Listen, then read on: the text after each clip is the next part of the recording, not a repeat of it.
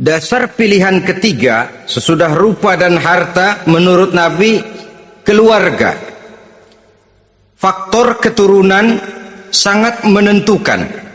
Pepatah mengatakan buah apel akan jatuh tidak terlalu jauh dari pohonnya. Biasanya kalau bapak kalong anak kampret, bapak nyolong anak nyopet, itu fotokopi.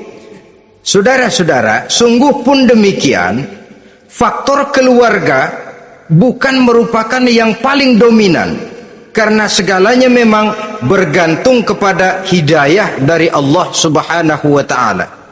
Kalau hidayah datang, bisa saja anak maling bisa jadi kiai.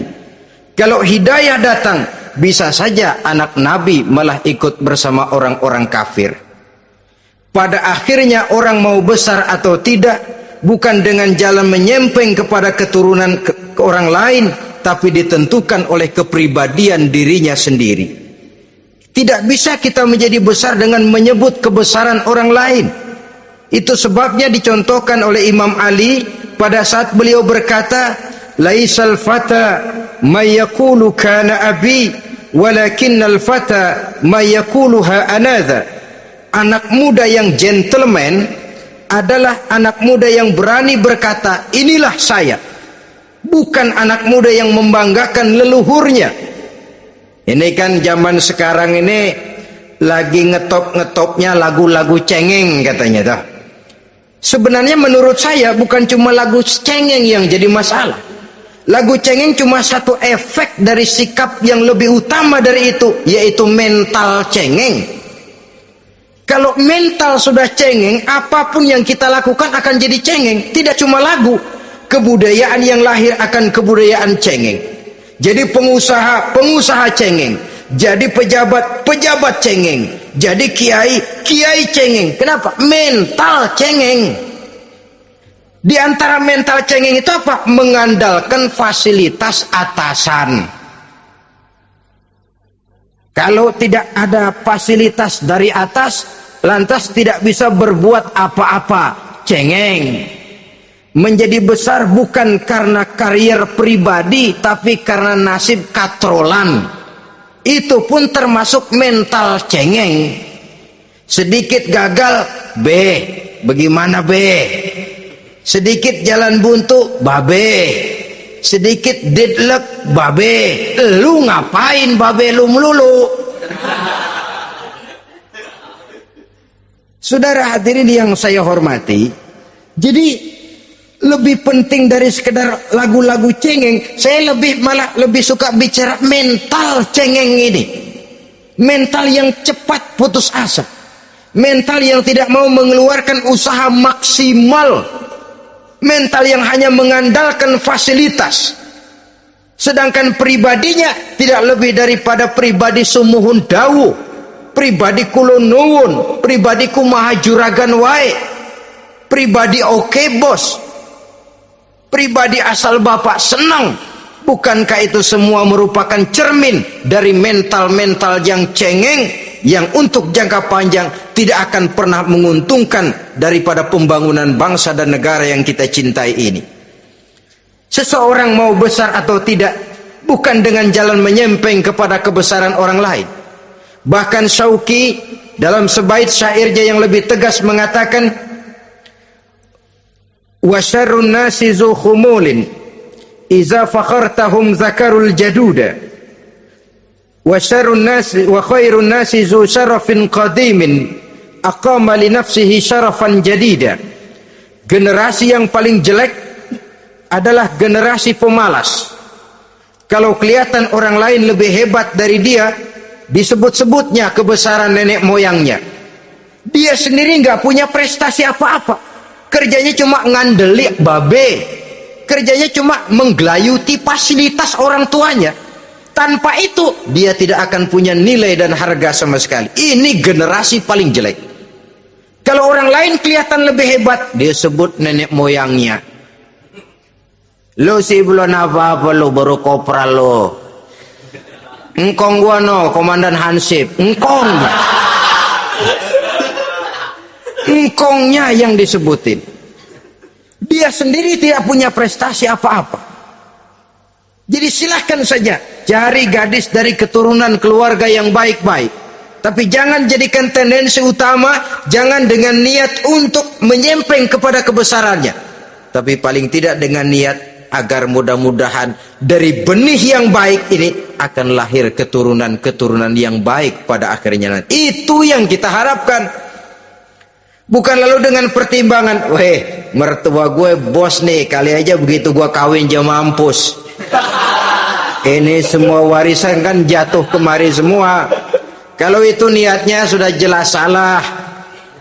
Kita mencari perempuan dengan keturunan-keturunan yang baik dengan berharap agar anak-anak kita nanti yang akan merupakan benih cucunya akan melahirkan kebaikan-kebaikan seperti leluhurnya dulu. Saudara, pilihan yang keempat kata Nabi, agama. Ini yang paling inti.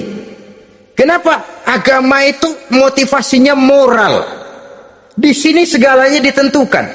Rupa yang baik, harta yang banyak, keluarga yang luhur. Kalau sudah dilandasi oleh agama yang rapuh, bahkan tidak beragama sama sekali, ketiga hal di atas tadi hanya akan mendatangkan malapetaka. Sekarang kan kita tertipu oleh penampilan, padahal penampilan belum tentu kenyataan. Di jalan-jalan kita akan lebih terpesona melihat gadis pakai miniskirt di atas lutut ketimbang kita melihat gadis-gadis yang pakai jilbab. Kalau sudah pakai jilbab keliwat, yang usil banyak banget, bau sorga nih. Bau sorga katanya. Tapi kalau sudah yang pakai miniskirt itu yang lewat, itu dari ujung ke ujung mata kagak mau kedip, laler nemplok di mata kagak dirasain. Kita terpesona oleh penampilan zahir, padahal penampilan belum tentu memantulkan hal yang sebenarnya. Tapi memang itulah watak manusia. Watak manusia, saya katakan manusia tanpa kecuali. Tetapi bergantung kepada pemikiran jangka pendek atau jangka panjang. Kalau jangka panjang yang kita pikirkan, ya tentu kita tidak akan mudah terpesona oleh hal yang zahir.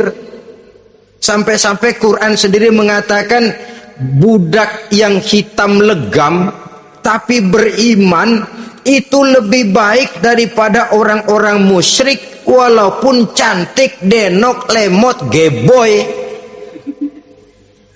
Ada lagi nggak bahasa yang lebih dari itu? Cantik, denok, lemot, geboy, bahenol, nerkom, tapi kafir masih lebih baik budak yang hitam legam sekalipun kalau dia beriman. Kenapa? Rumah tangga untuk jangka panjang. So itu Islam tidak membolehkan kawin campuran dengan lain agama. Walaupun ada ayat yang mengatakan boleh kawin dengan ahlul kitab, tapi sebagian mufassir menjelaskan bolehnya kawin dengan ahlul kitab itu dalam kondisi darurat. Dalam kondisi normal tidak bisa. Kenapa? Kalau sudah berlainan agama, akan terjadi kerancuan rumah tangga untuk jangka panjang. Bagaimana membina dalam keharmonisan di rumah tangga? Bagaimana nasib anak-anak nanti? Kadang-kadang ada keluarga, kami sih keluarga modern. Anak-anak kami berikan kebebasan untuk milih agama apa saja. Bapaknya Islam, istrinya Kristen, anaknya ada yang Hindu, Buddha. Bagus nih, keluarga pecel namanya. Bagaimana keluarga modern bisa seperti itu? Padahal seorang suami bertanggung jawab di hadapan Allah. Dia akan ditanya tentang istrinya. Dia akan dimintakan pertanggungan jawab tentang anak-anaknya. Kalau istri kita berlainan agama, mungkin terjadi pengkaplingan. Pokoknya kalau anak perempuan ikut ibu, anak laki ikut bapak. Administrasi dunia bisa begitu, tapi akhirat, pertanggungan jawab di hadapan Allah. Bisakah kita? Sorry aja Tuhan, emang janjinya begini. Saudara hadirin yang saya hormati, oleh karena itu budak legam hitam kalau beriman masih lebih baik daripada orang-orang yang tidak beriman walaupun cantik dan mempesona. Kenapa? Ini faktor agama. Ya buat 1-2 bulan bisa terwujud rumah tangga yang tentram. 2-3 tahun mungkin masih bisa bertahan, tapi sampai kapan? Sampai kapan itu akan terwujud? Pada akhirnya akan muncullah dilema yang akan sulit buat diatasi. Oleh karenanya motif agama dijadikan stres oleh Nabi. Fasfar bizatiddin taribat yadak. Pilih agama sebagai titik sentral, sebagai pilihan utama. Kalau agamanya kuat, walaupun rupanya sederhana, tapi karena nilai agamanya kuat, dia bisa menyenangkan hati suaminya. Dia bersolek untuk kepentingan suaminya. Dia taat kepada suaminya. Harta, dia anak orang kaya untuk membantu perjuangan suaminya. Tapi kalau tidak ada modal agama, rupa yang cantik bisa menyengsarakan suami. Apalagi kalau suami kere. Istrinya sudah cantik, kaya ataupun tidak kaya kadang-kadang. Udah, suaminya suruh ngempuk di rumah, bininya yang kerja. Ya kalau kerja mendingan kalau dikerjain itu.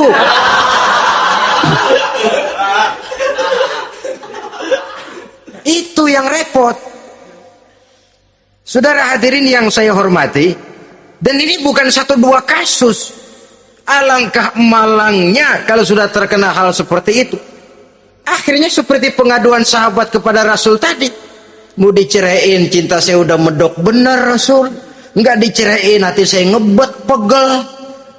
Si malakama akhirnya. Jadi oleh karenanya agama. Kalau dia cantik, walaupun miskin, agamanya kuat, dia bisa memelihara kehormatan diri. Dia kaya, agamanya kuat, hartanya disalurkan di jalan Allah. Karena itu agama jadikan pilihan utama. Dan ukuran agama itu bukan cuma jilbab loh. Ya kadang-kadang ada juga yang jilbabnya nggak pernah lepas, tapi kadang-kadang akhlaknya lebih binal dari yang kribo. Ada cuma sekedar kamuflase saja, itu pun penampilan, sekedar penampilan saja. Cuma dari segi aurat ya memang lebih baik dan lebih utama, dan saya kira lebih mengundang penasaran toh. Duren kalau udah dibuka kan kelihatan isinya, emang udah begitu, udah. Tapi kalau masih rapat, itu yang rasanya kita pengen buka. Timbul tantangan, gue pengen tahu isinya. Rasanya juga begitu. Sama saja dengan baju, kalau dibungkus rapat di plastik, ditaruh di etalase, adanya di toko mau serba ada, tahu kita barang mahal nih. Biar punya duit, kita mau nawar ragu-ragu, takut nggak cukup. Tapi kalau barang sudah dibuka di jalanan, diobral di pinggir jalan, murahan, 1.003 masih dicampur odol. Yang begitu sih biar nggak punya duit, kita berani banget tanya, nawar, megang lagi nyemek. Berduit nih bang. Kenapa? Barang sudah terbuka. Jadi saudara-saudara, syukur kalau keempat-empatnya ini jodoh terkumpul dalam jodoh yang saudara cari. Sudah rupanya cantik, kaya, keturunan orang baik-baik, agamanya kuat. Nah, surga dunia tuh. Yang begitu cari. Kalau ada yang begitu, saya juga mau nambahin satu lagi.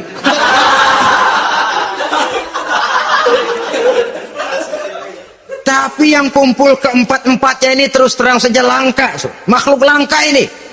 Kadang-kadang cantik, kaya, keluarganya hebat, agamanya nol, akhlaknya kayak setan. Tapi yang paling celaka kalau empat-empatnya kagak ada. Rupanya jelek, melarat, bapaknya biang maling, kagak beragama lagi. Apanya yang mau dipilih? Mampus saja mendingan. Sudah nggak ada pilihan sama sekali tuh. Sudah nggak ada pilihan sama sekali. Saudara hadirin yang saya hormati, terutama adik-adik remaja. Nah, lalu apa motivasi agama dalam pembinaan ini apa? Agama ini kan memberikan contoh bahwa perempuan yang baik itu, yang kita ingin jadikan dia sebagai ideal dalam pencarian jodoh, tandanya 3. Iza ra'aitaha sarratka, kata Nabi. Kalau dipandang dia bisa menggembirakan kamu. Kan ini yang penting buat seorang suami. Kalau saudara nanti jadi suami, punya istri yang jadi partner setia mendampingi suaminya. Kalau dilihat nggak bosenin. Kenapa? Dia berdandan untuk nyenangin hati suaminya. Nggak bosenin. Kan kadang-kadang ada bini kalau kita pulang demek aja fotonya.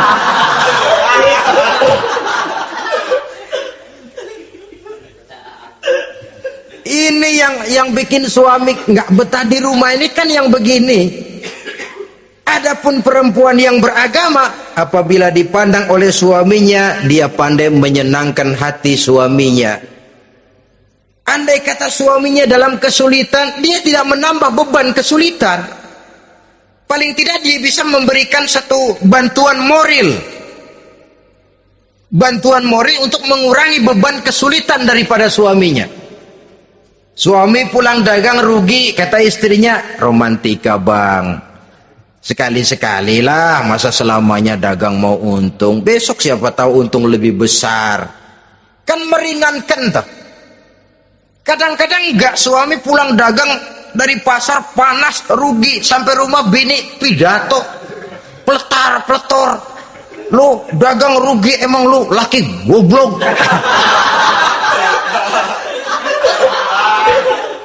Sudahlah di pasar rugi, di rumah digoblok-goblokin. Ini nanti kena penyakit broken home yang begini ini.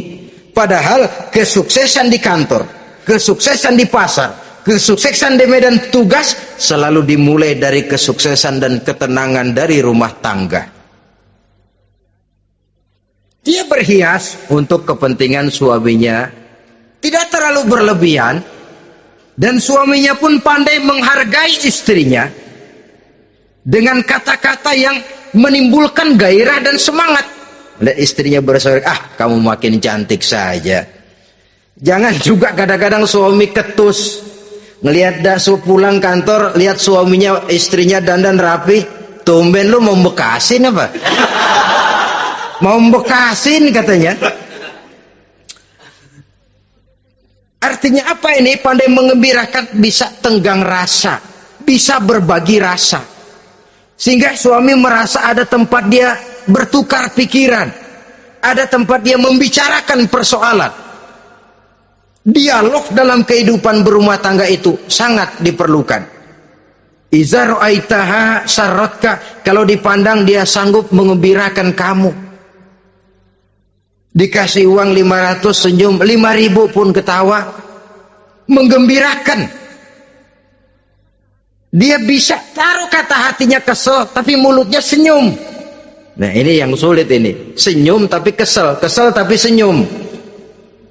Kadang-kadang istri itu kan kalau sudah kesel, suami pulang nggak bisa dia menyembunyikan kekesalannya. Dari jauh suami sudah lihat ini yang nyambut, ini bemo ini. Udah monyong serem. Saudara hadirin yang saya hormati, yang kedua, bila diperintah dia taat. Ini pengaruh agama. Sehingga Nabi mengatakan, "Lau amartu li ahadin ayyasjuda ila ghairiha, la amartul mas'ada la amartul mar'ata litasjuda ila zawjiha likibari haqqihi 'alaiha." Andai kata saja boleh aku memerintahkan manusia untuk sujud kepada sesama manusia, pastilah aku perintahkan perempuan untuk sujud kepada suaminya. Kenapa? Karena besar hak suaminya kepada dirinya. Untung sujud kepada manusia tidak boleh. Andai kata boleh, perempuan disuruh sujud sama suaminya. Ini tidak perlu sampai sujud, cium tangan saja minta ridho suami. Kadang-kadang perempuan sekarang berat. Paling banter setahun sekali lebaran doang. Laki pulang sembahyang tubruk, cium tangan minta redo, nangis segala macam. 3 hari habis lebaran beras habis, monyong aja lagi.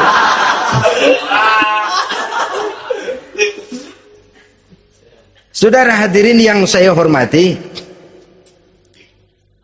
yang ketiga, akibat pengaruh agama, dia sanggup memelihara kehormatan diri dan sanggup menjaga harta suaminya. Memelihara kehormatan diri baik pada saat suaminya di rumah atau pada saat suaminya tidak ada di rumah. Satu riwayat, seorang sahabat akan pergi perang jihad di fi sabilillah. Ketika mau berangkat, dia bilang kepada istrinya, saya mau berangkat perang. Kalau saya belum pulang, kamu jangan keluar rumah. Baik bang. Pergi istrinya, pergi suaminya jihad. 1 minggu, 2 minggu berlalu, belum juga pulang. Satu hari datang utusan dari rumah orang tua si istri ini. Assalamualaikum bu. Waalaikumsalam. Ada apa? Ada berita kurang enak bu. Orang tua ibu sakit parah. Mohon tolong ditengokin. Apa kata si istri? Maaf saja, suami saya belum pulang dari medan perang. Saya belum dapat izin keluar rumah kalau dia belum pulang.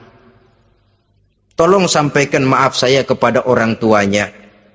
Pulanglah utusan tadi. Besok balik lagi. Bu, ada apa? Udah Senin Kemis. Napasnya sudah sampai tenggorokan. Tolong tengokin buat terakhir kalinya bu. Suami saya belum pulang. Dia pesan kalau dia belum pulang saya jangan keluar rumah. Saya nggak bisa tengokin orang tua saya. Salam maaf saja. Pulang utusan itu. Besok balik lagi. Bagaimana? Sudah meninggal bu. Mau dikubur. Tengokinlah buat terakhir kalinya. Suami saya belum pulang.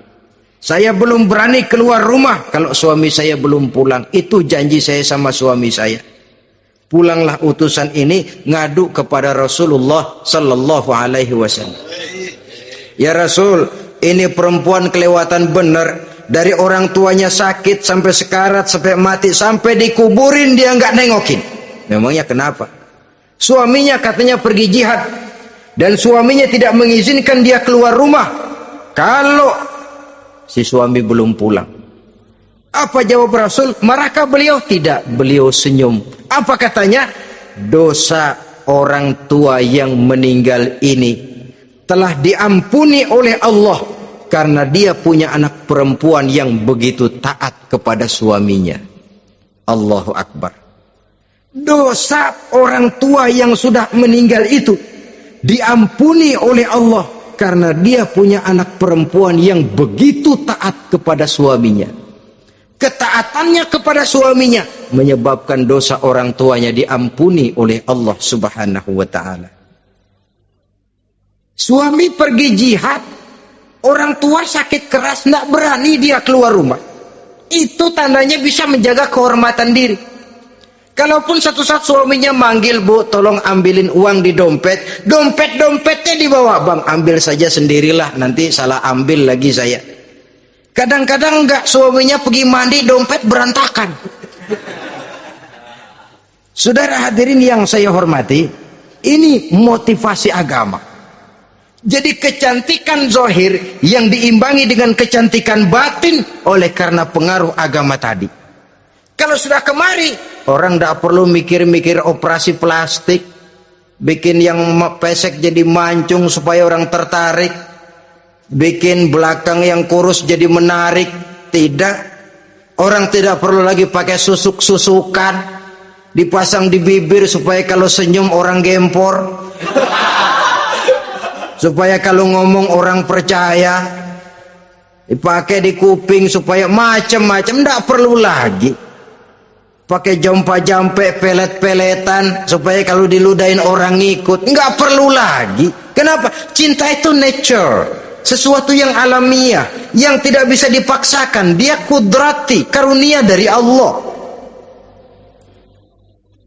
Tidak bisa cinta dipaksakan. Kalaupun bisa, dengan ilmu pelet, oh saudara bisa membuat orang jatuh cinta, ya 2-3 hari, 4-50 hari.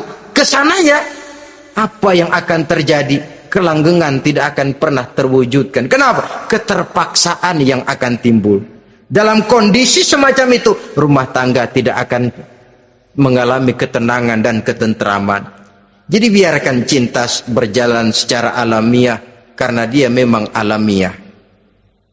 Saudara-saudara, nah sekarang kalau sudah ketemu nih yang 4 tadi, rupa cantik, keturunan boleh, kaya lumayan, agama kuat. Apa yang harus kita cari? Apa yang harus kita lakukan? Apa pakai pepatah anak sekarang? Aku lihat, aku pikat, aku dapat, aku sikat, aku minggat. Bangsat.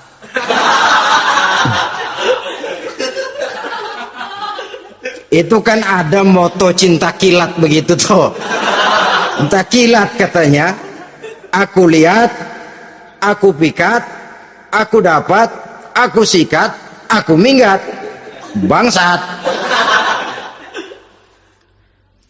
Atau kita harus hanyut dalam arus free love, free sex, summon living, eksperimen dulu?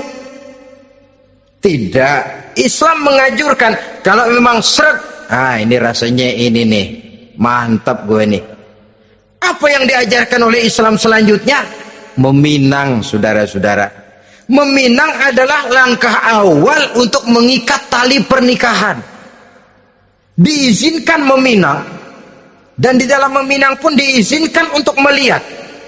Cuma kalau boleh, ya syaratnya itu waktu melihat itu jangan sampai ketahuan si perempuan yang akan kita pinang itu. Untuk apa kita meminang? Pertama, untuk yakin bahwa perempuan yang kita inginkan ini sudah kumpul syaratnya, itu tidak ada cacatnya. Yang kedua, untuk memperkuat tekad hidup berumah tangga, diperlukan meminang. Adapun adat itu berbeda. Tapi bahwa konsep meminang itu dalam Islam ada, itu jelas. Ya kalau mesti bawa pisang raja, pakai roti buaya, pakai martabak segede ban mobil truk segala macam, itu adat saja, ya. Tapi yang real meminang itu ada dalam Islam. Nah, bagaimana adab meminang? Setelah kita tahu anak ini cantiknya ya, keturunan baik ya, kekayaannya lumayan, agamanya kuat, pinanglah dia. Caranya boleh lihat langsung kalau bisa tanpa setahu si perempuan. Dan batas yang boleh dilihat itu muka dan tangan, itu saja. Jadi jangan gerusak. Minta permisi Pak, saya mau ngelihat anak bapak seutuhnya, soalnya buat saya ini nanti. Apanya aja dibedolin, jangan. Kira-kira yang boleh itu muka sama tangan. Andai kata kita risih, sebab nanti kalau nggak jadi akan jadi timbul rasa malu dan si perempuan juga kasihan. Boleh mengutus perempuan yang kita percaya. Coba kau ke sana, lihat kondisinya yang sebenarnya bagaimana. Kalau ngelihat dari jauh sih utuh, siapa tahu nanti tangannya kurang sebelah. Coba lihat sana. Saudara-saudara, kemudian boleh juga ditanyakan kepada orang tuanya. Dan dalam hal ini orang tua si gadis tidak boleh menyembunyikan aib atau cacat yang dimiliki oleh anaknya. Dia harus menceritakan apa adanya, sampai pun kekurangan anaknya yang paling kecil sekalipun. Sebab apa? Jangan sampai istilah pepatah beli kucing dalam karung. Kedengeran suaranya doang meong-meong, begitu dibuka tuh kucing gempor sebelah kakinya nggak ada. Kan tentu kita tidak kepengen kecewa di belakang hari. Itulah perlunya meminang sebagai jembatan untuk menuju kepada pernikahan.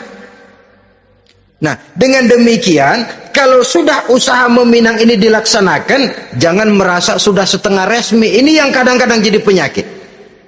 Malah sesudah meminang harus masing-masing lebih menjaga diri, menjaga kehormatan, menjaga pergaulan. Kenapa? Agar saat memasuki jenjang pernikahan nanti merupakan jenjang yang sangat ditunggu-tunggu. Ada rasa keinginan tahu. Kalau tidak, ya udah biasa, nggak giroh lagi ngadepin perkawinan. Kenapa? Kemarin-kemarin gue udah cobain. Hilang gairah lagi. Sebab itu kalau sudah meminang, jangan merasa sudah setengah halal. Udah minang ini Kadang-kadang orang tua juga konyol. Sudah dipinang, diumbar. Lu bawa kemana kedal udah pinang? Padahal meminang itu cuma langkah awal, sedangkan selanjutnya harus lebih berusaha menjaga kehormatan diri sampai pada saat nanti pelaksanaan pernikahan. Nah, saudara-saudara, terutama adik-adik remaja dan para pemuda, walaupun agak sekilas memang karena terbatasnya waktu pada pertemuan ini, mudah-mudahan bisa memberikan gambaran yang sepintas tentang bagaimana sebaiknya kita memilih jodoh di dalam membina rumah tangga yang bahagia. Semoga ada manfaatnya. Terima kasih atas segala perhatian.